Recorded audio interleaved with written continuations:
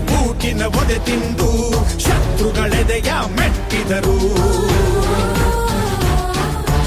ಉಪವಾಸ ಸೆರೆವಾಸ ಎದೆಗುಂದದೆ ಮುನ್ನುಗ್ಗಿದರು. ಅವಮಾನ ಅದೆ ಬಹುಮಾನ ಎಂದರು ಕನ್ನಡ ಸಿಂಹಗಳು.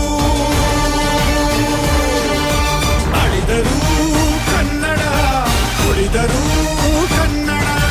ಎದೆಗೆನೆ ಸೀಳುನಿ ಹರಿವುದು ಕನ್ನಡ, ಬರೆಯುವುದು ಕನ್ನಡ.